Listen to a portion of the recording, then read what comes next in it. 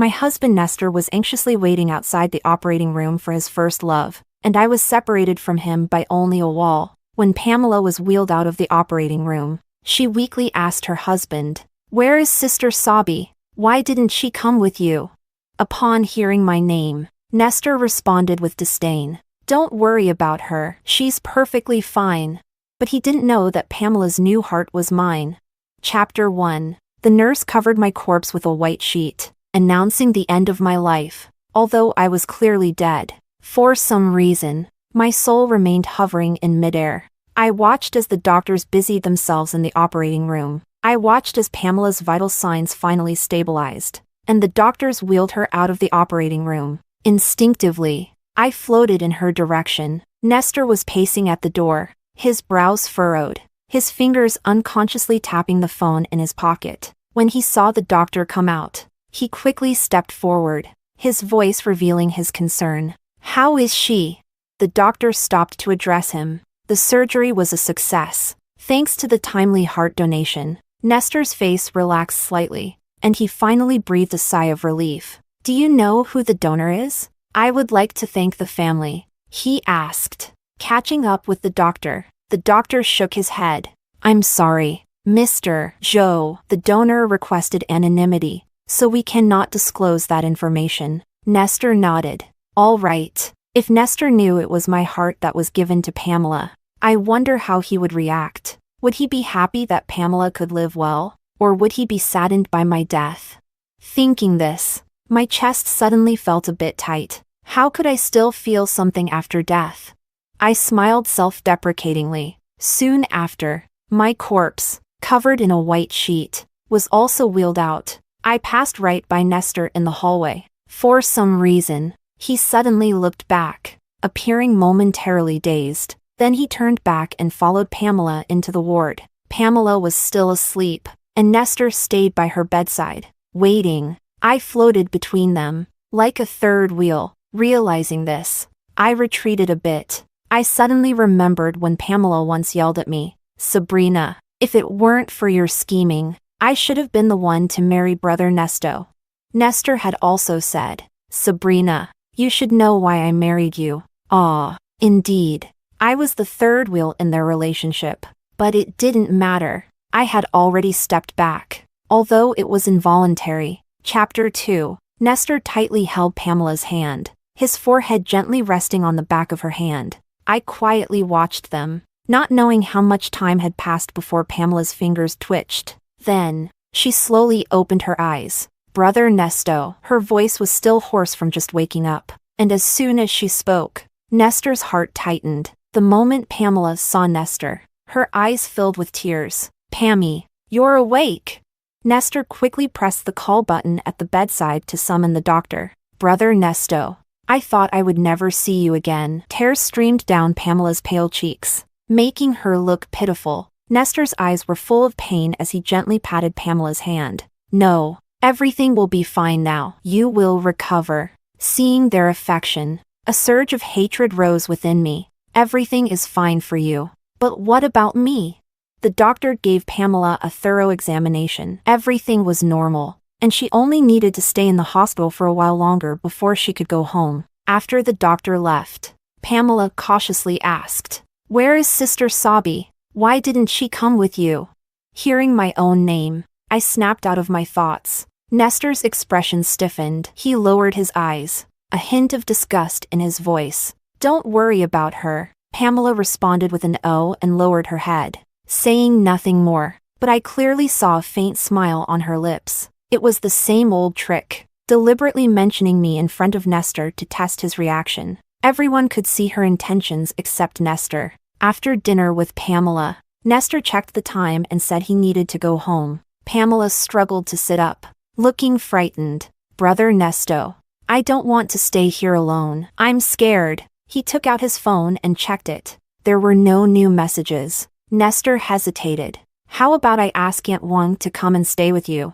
Aunt Wang was our live-in housekeeper, responsible for Nestor's and my meals. "Can't you stay with me?" Pamela bit her lip, her voice growing softer. Nestor was silent for a moment, then unlocked his phone and opened our chat. Our conversation had stopped 2 days ago. The last message was from me, saying, "Let's get a divorce." He had replied, "Don't make trouble out of nothing." Chapter 3. Seeing Pamela look at him with red-rimmed eyes like a little white rabbit, Nestor's heart softened. He sent me a message. "I won't be coming home tonight." I pursed my lips. I knew, but I couldn't reply to you anymore. Seeing Nestor agree to stay, Pamela finally smiled. I knew Brother Nesto was the best to me. Nestor patted her head, his voice full of affection. "I really can't say no to you." While he went to the water room to fetch water, Pamela took out her phone. She opened her secondary WeChat account and sent a message to someone with a completely black profile picture.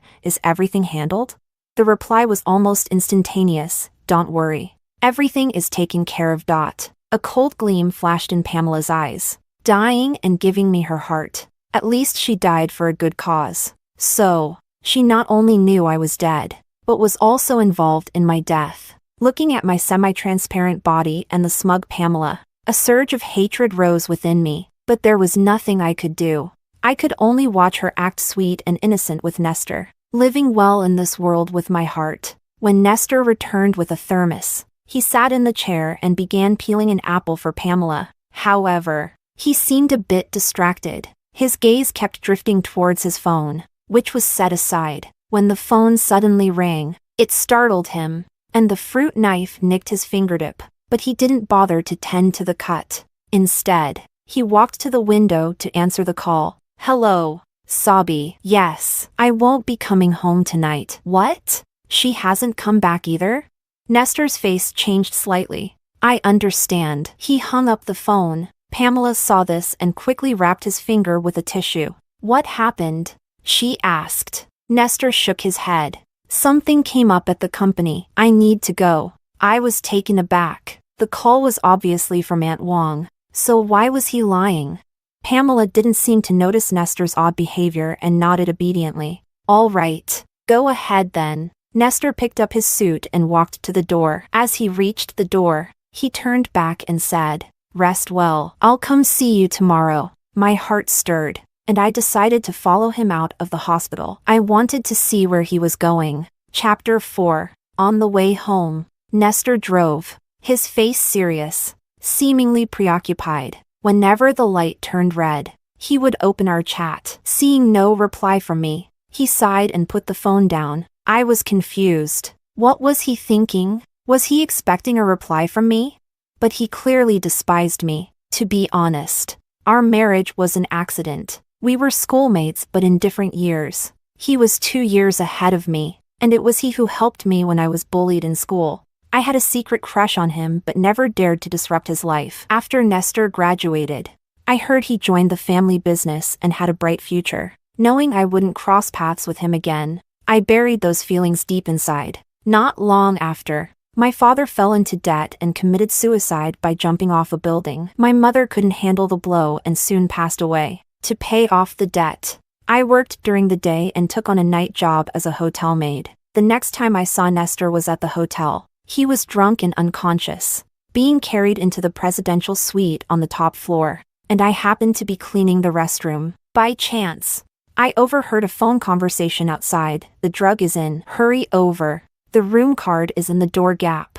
Then they left. I knew this wasn't something I should get involved in, but after confirming there was no one outside, I was about to leave. But before leaving, I glanced back and saw that the person lying on the bed was Nestor. His face flushed. He frowned, his eyes closed, and his long lashes cast shadows on his face. Should I help or not? He once saved me. Could I just leave him drugged here?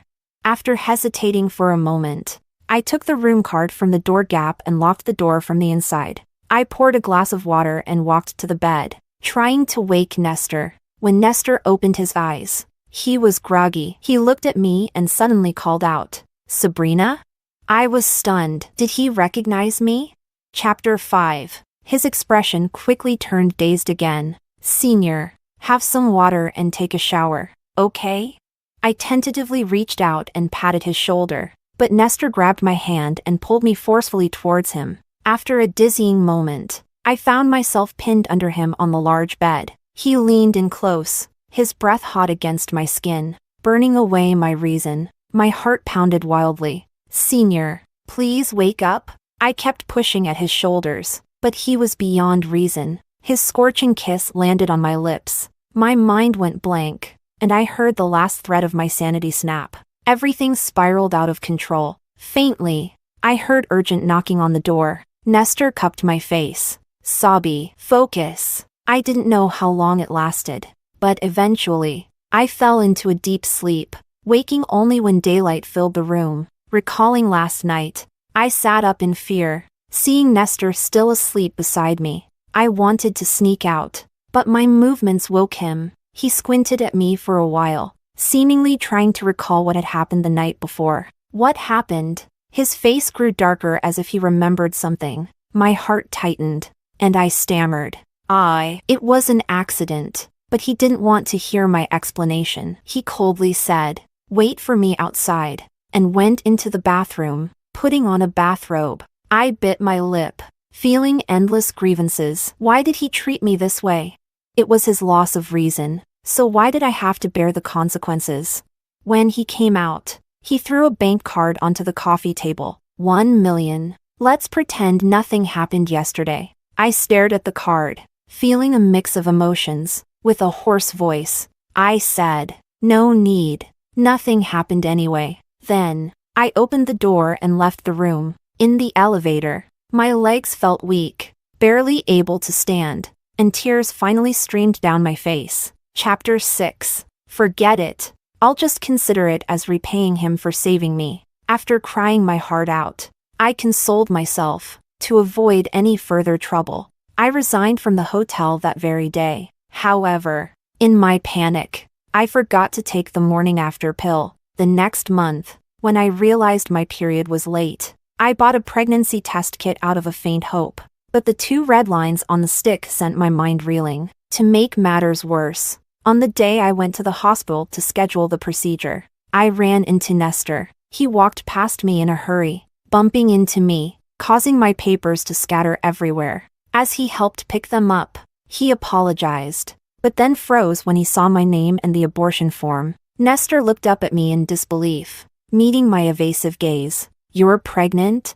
I stammered that it was none of his business and turned to leave, but he grabbed me. "We need to talk." Thus, under the arrangement of fate, I married him while carrying his child. He paid off all my high-interest debts. After marrying him, I found out about Pamela, his childhood sweetheart. They had been engaged, but I had inadvertently come between them. However, the baby didn't survive. 4 months into our marriage, Pamela's constant provocations finally made me angry for the first time. She called my unborn child a bastard. She called me a wretch without parents. I tried to stay calm, but she pushed me from the second-floor staircase. In excruciating pain, I saw her face twist into a malicious smile. Then she clutched her heart and fell to the ground. By the time Nestor arrived at the hospital, our baby was gone. I sat on the bed in tears, but Nestor's face was dark as he questioned me. "Do you know that Pammy has a heart condition?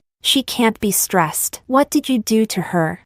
I widened my eyes in disbelief. "I didn't do anything. She pushed me. Our baby is gone."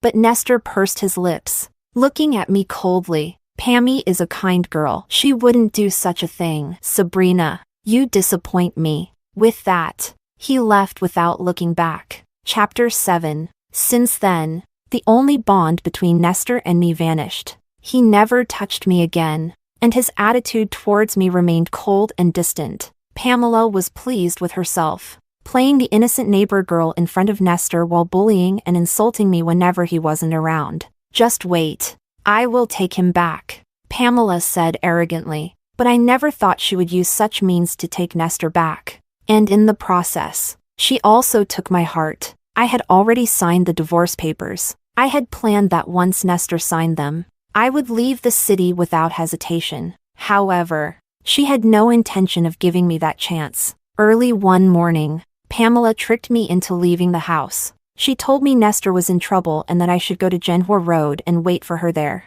Although Genhua Road was remote and I had some doubts, I still went because it was about Nestor. To my surprise, when I arrived, I was met with a premeditated car accident. I don't know when Pamela set her sights on my heart or how she managed to forge my consent form for donation, but as a person without family or connections, my disappearance wouldn't matter to anyone. She succeeded. Chapter 8. I closed my eyes for a moment as Nestor suddenly braked the car. Oh, we were home. As soon as we entered, Aunt Wang greeted us, saying to Nestor, "Sir, Madam hasn't returned yet." Nestor frowned. Got it. When did she leave?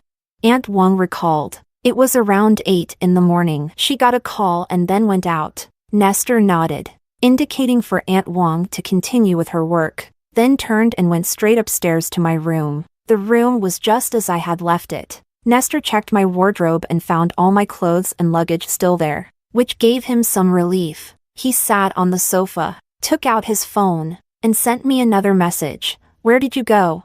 How strange. Why was he so intent on finding me today? I watched him wait for a few minutes. Just as he was about to call me, his gaze fell on my desk. There were a few papers on it. Nestor stood up and picked them up. They were the divorce papers I had signed. His face instantly darkened. Clutching the divorce papers tightly in one hand, he dialed my number with the other. The number you have dialed is switched off. Please try again later. The cold automated message made his face even darker. My phone had been shattered in the car accident. How could I receive his call? Watching his unusual behavior, I found it amusing. He had been indifferent to my life and death before, but now he was so anxious after my disappearance. It was ironic. He took out his phone again and sent me another message. Stop being stubborn. Come back when you're done causing trouble. Reading those words, an inexplicable sadness welled up inside me. When would he finally realize that I had left him forever? Chapter 9. The next morning, Nestor brought a meal prepared by Aunt Wang to the hospital to visit Pamela. Brother Nesto. Pamela's eyes lit up the moment she saw him. These are your favorite dishes. Eat more so you can get better quickly. Nestor gently laid out the food on the small table. Seeing his attentive behavior made me catch my breath. Oh, right. I shouldn't be breathing anymore. In any case, I felt very sad, because Nestor never remembered what I liked to eat. Or rather, he didn't care about my preferences at all. I don't eat scallions or spicy food. But the first time we had a meal with Pamela, he chose a Sichuan restaurant, because Pamela liked spicy food. They chatted warmly while I barely touched my food. Pamela looked at me half-jokingly and said, "Sister Sabi, don't you like the restaurant Brother Nestor chose? Or do you just not want to eat with me?" Nestor's gaze towards me turned somewhat inquisitive. No, I'm just not very hungry today. I had to force myself to eat a few bites of the oil-drenched boiled meat slices. I endured the discomfort to accompany them through the meal, but I ended up with a stomachache when I got home. It hurt so much that I had to go to the emergency room in the middle of the night. What did Nestor say back then?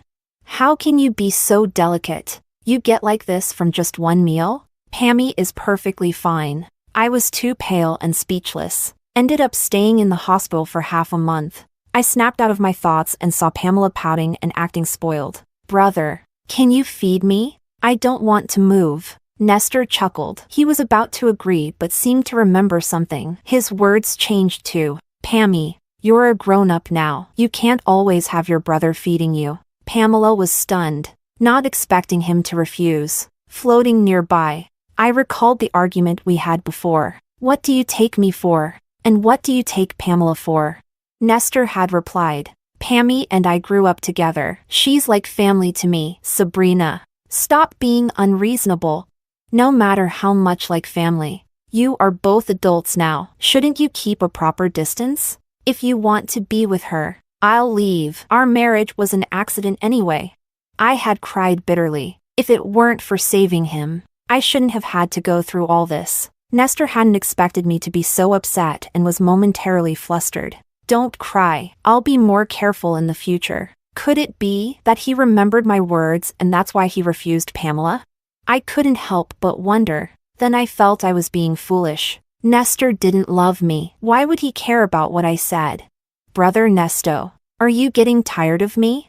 Pamela pouted, her eyes glistening with tears. Nestor panicked and quickly grabbed a tissue to wipe her tears. No, don't get emotional. It's not good for your heart recovery. I will never get tired of you. Pamela continued to cry while leaning her head on Nestor's chest. Nestor's body tensed, but he didn't push her away. Instead, he reached out and gently patted her back comfortingly. Watching Pamela's pretense, my heart surged with hatred. She had harmed my child and me, yet she could still act coy in front of Nestor with my heart. Brother Nesto is the best to me, Pamela sobbed. If Sabrina hadn't seduced you, would you have married me, Brother Nesto? Upon hearing this, Nestor was silent for a moment. Pammy, he said slowly, there are no ifs. What if Sabrina were gone? Would you be with me then? I'm no longer a burden. My heart condition is cured. I won't drag you down. Pamela clutched his sleeve, her face stubborn. Nestor sighed. Since I promised your parents I'd take care of you, I won't break that promise. Don't worry. Even though I'm married, I won't abandon you. I scoffed. Pamela leaned against him, appearing obedient, but her eyes flashed with jealousy. After visiting Pamela, Nestor went to the office. After passing the reception, he suddenly turned back. Have you seen my wife these past 2 days? He asked. The receptionist thought for a moment. No. Nestor's eyes darkened. Just as he was about to leave, the receptionist suddenly remembered something. Mr. Joe. What is it? Nestor turned back. Yesterday morning, your wife called. She said she couldn't reach you and asked if you had come to the office. You hadn't arrived yet. So I told her no. The receptionist recalled my call from yesterday morning. Yes. After receiving Pamela's call, I had tried to contact Nestor. His phone was off. I then called the office to confirm he hadn't gone to work before heading to Genhua Road. Hearing the receptionist's words, Nestor looked puzzled. Yesterday morning? I didn't get her call, he muttered to himself as he walked into his office. Thinking about it, he took out his phone again and saw that I still hadn't replied. How long will this go on? Nestor sighed, picked up the intercom. Secretary Lee, please book a restaurant for tonight, a table for 2, for our wedding anniversary. Hearing this, I looked at him in disbelief. Chapter 11. Nestor sent me another message. Sabi, I've booked a restaurant. Can we have dinner together tonight? I felt a bitter ache in my heart, my nose stinging. Yes, today was our first wedding anniversary, but what was the point of treating me well now? In the afternoon, Pamela called. Brother Nesto, when are you coming to be with me? Nestor frowned, his eyes fixed on his inactive phone. Brother? Pamela called out, testing his attention when he didn't respond. Sorry, Pammy, I'm a bit busy today and can't find time to visit you, he quickly answered, snapping back to reality. All right. Pamela sounded disappointed. Would Nestor really decline Pamela to have dinner with me?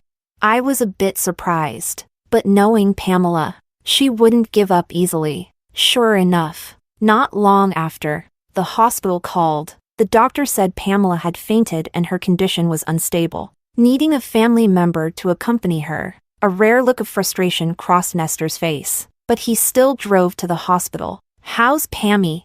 Seeing Pamela lying in bed with her eyes closed, Nestor hesitated and asked the doctor beside him. The doctor replied, Miss Bai suddenly got emotional and couldn't breathe, so she fainted, with no one else to stay with her. Nestor had to wait for her to wake up. He kept checking the time on his phone, perhaps thinking about our dinner plans. But I couldn't keep the appointment. Nestor. After 2 hours, Pamela slowly woke up. Brother Nesto. Seeing Nestor, she started to tear up again. Pammy, I have dinner plans with Sabi tonight. I really can't stay with you. Nestor interrupted her as soon as she woke up. Pamela was taken aback. With Sister Sabi? Yes. She hasn't replied yet, but I can't leave her hanging in case she shows up. Nestor nodded. Pamela lowered her head, a subtle look of mockery flashing in her eyes. I guessed she must be thinking, Sabrina is already dead. How could she show up for dinner? Rest well. Nestor stood up to leave. Brother Nesto. Pamela sat up and tried to get out of bed but fell to the floor. Pammy! Nestor turned back, quickly rushing to help her up.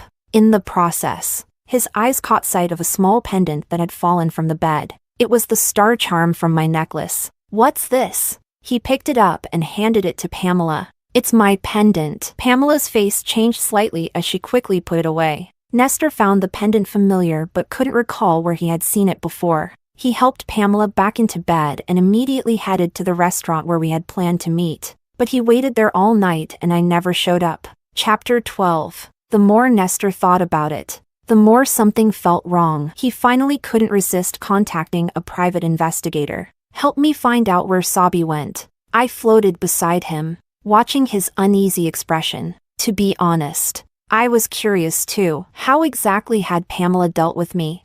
The private investigator quickly responded, reporting that there were no records of me buying tickets at the airport, port, or train station. The last time surveillance captured me was when I hailed a taxi in front of our house. Reading the investigator's message, Nestor felt a sinking feeling in his heart. A hint of panic appeared on his face. Track that taxi. The taxi was legitimate, and the driver was quickly contacted. The driver said he had dropped me off near Genhua Road, but knew nothing more. There was no surveillance in that remote area. Genhua Road is so remote. What was she doing there? Nestor recalled something Aunt Wang had mentioned. Around 8 in the morning, she got a call and then went out. He immediately ordered, find a way to check her call records. See who called her, perhaps clinging to a sliver of hope. He didn't report it to the police. Checking the call records wasn't difficult. The last call was from Pamela. Nestor's expression was as if he had been struck by lightning. What? He abruptly stood up, knocking over the coffee cup on his desk. Warm coffee spilled all over the documents, but he didn't notice. Nestor finally remembered why he hadn't received my call. He had been at the hospital with Pamela at that time. Pamela had asked for his phone to play games. Then, he checked the surveillance footage again, though not obvious. I was wearing a necklace, with a star pendant. At that moment, all color drained from Nestor's face. He contacted the private investigator again. Find out who donated the heart to Pamela. I was amazed by Nestor's sharpness at that moment. His shock and pain seemed genuine. For once, his usually cold and indifferent face showed a hint of regret. The investigator's email quickly arrived. The donor was Sabrina. Nestor closed his eyes slowly. His lips were completely devoid of color. So, it was you? He murmured. I didn't know if he recalled the day before yesterday at the hospital when he looked back at me, covered in a white sheet. As he followed Pamela. Chapter 13. Nestor sped to the hospital at 120 miles per hour. He pushed open the door to Pamela's room and walked in. Brother Nesto? Why are you here so late? Pamela woke up, frowning slightly. Where is Sabi? Nestor's voice carried no emotion. Sister Sabi? I don't know. Pamela blinked, feigning innocence. My patience is limited. Pamela, where did you take Sabrina?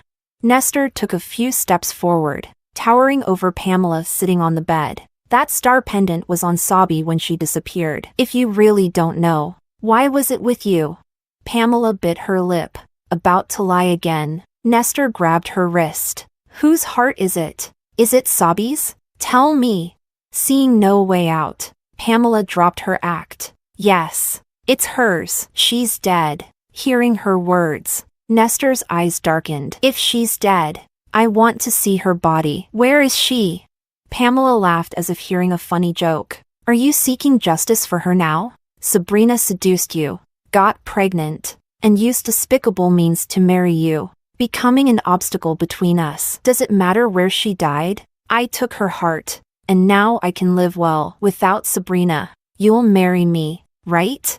Her expression turned manic. Whether she's dead or alive, I'll never marry you. I've always seen you as a sister, never loved you. Where is she? Nestor shouted in anger. Pamela's face twisted with resentment. I burned her to ashes and scattered them in the sea. You'll never find her. A look of pain crossed Nestor's eyes. He gritted his teeth, but tears still fell. He actually cried for me?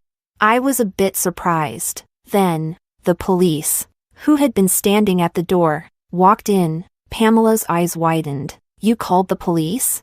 Nestor looked at her with nothing but hatred. Of course, but I won't let you die. After all, the heart beating in you is still Sabi's. Chapter 14. Pamela's words were probably true. She had taken care of everything so thoroughly that my body was completely gone. But Nestor didn't believe it. He frantically searched everywhere for my body. If I could speak, I would tell him to stop. Late affection is worth less than grass. He never loved me, so why act so pained now? Until he took out a photo album from the study. The first page held my student ID photo. I was stunned. That was my freshman year student ID, which I had lost. I never expected the photo to be with Nestor. Sobby. I'm sorry if I had treated you better, if I hadn't cared so much about Pamela, giving her false hope. Would everything have been different? Nestor stared at the photo in a daze. Then, he placed the photo and my star pendant into a small box. Sobby, you probably don't know, but I've always loved you. His eyes were red as he hugged the box, muttering to himself, even though you didn't love me, I kept you by my side, fearing you'd leave. So I kept testing and hurting you, ultimately causing your death indirectly. I was wrong. He loved me? I was bewildered. Was it because my soul was losing its emotions that I felt nothing seeing his pain?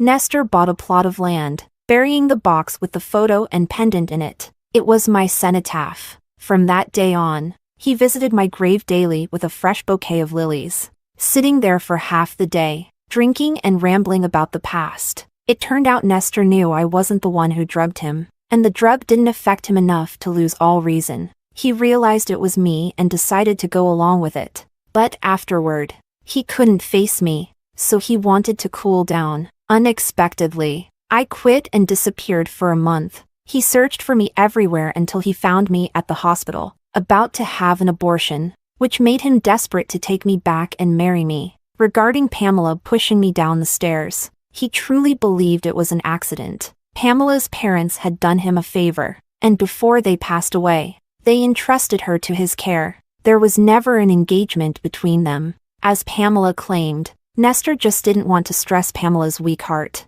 so he protected her. But no matter what he said, the harm he caused me was real, and it's something I can't forgive. Chapter 15. Pamela and the hitman she hired were both caught and sentenced to life imprisonment. Nestor used his influence to make her life in prison miserable. She repeatedly tried to contact Nestor through the guards, but he refused to see her. Soon after, Pamela committed suicide in prison. When the news of her death reached him, Nestor was at my grave, gently cleaning the tombstone with a damp cloth. Dead? As long as her heart is returned. Nestor answered the call, his voice icy. On his way back, Nestor drove distractedly, eventually crashing into a speeding truck that ran a red light at a turn. Ending it this way is good too. See you in the next life. At the moment of impact, I heard him murmur softly, his hands leaving the steering wheel. There was no surprise. Nestor died instantly, and I,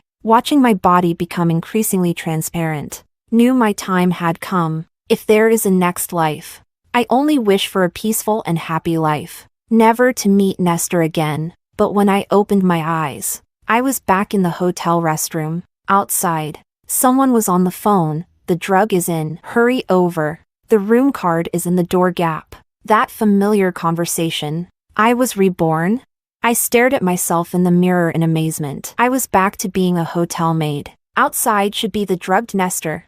After the people outside left the room, I quickly stepped out. Nestor lay on the bed, semi-conscious, recalling everything from my past life. I decisively opened the door and left without looking back. Let go of the savior complex, and respect others' destinies. In this life, I will live well for myself.